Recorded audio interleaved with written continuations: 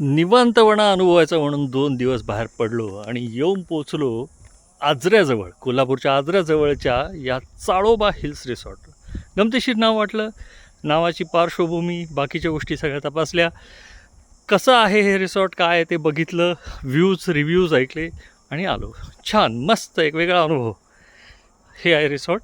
छोटेखानी आहे, फार मोठं नाही पण अगदी पण छोटं नाही.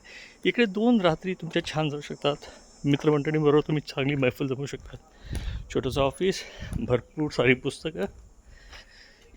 ही पुस्तकं घेऊन आणि काय काही गोष्टी खरेदी करून इथल्या यांच्या शॉपिंगमधनं तुम्ही खाली जाऊन वाचत बसू शकता. मस्त निवांत.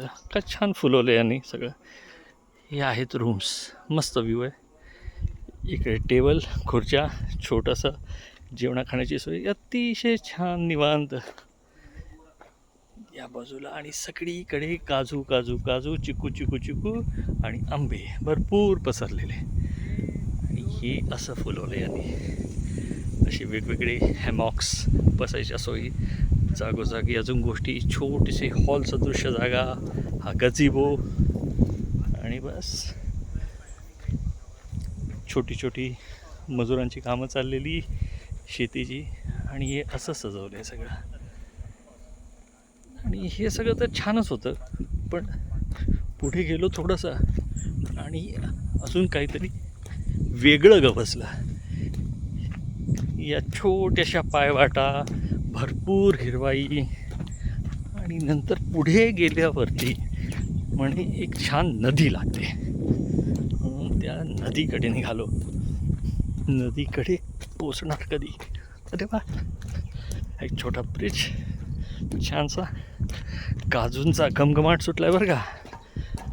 आणि ही वाटारे चहा, ती सुंदर नदी आता दिसायला लागली आहे. गट असाच एक छान टापू या सगळ्या हिल रिसॉर्टमधला. Wow, fantastic. असंच काहीतरी पाहिजे.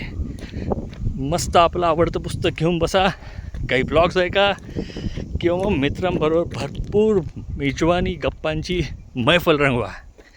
एक नंबरचं काम. आणि ही आता याच्या पुढे सुंदरशी नदी. नदीचं वैशिष्ट्य असं की छान भरलेलं पात्र, कुठेही घाण नाही आणि संथ वाहते आणि सुंदर व्ह्यू देते आपल्याला. हे बघा.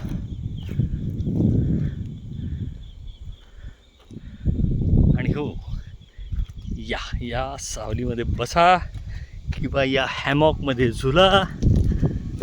मस्त या झाडांमध्ये, चिकूच्या गर्दीमध्ये, काजू पडलेत सगळीकडनं, ते सगळे अनुभव बघत इकडे मस्त लोळा आणि एक यादगार सफर मनात साठवत परतीच्या प्रवासाला लागा.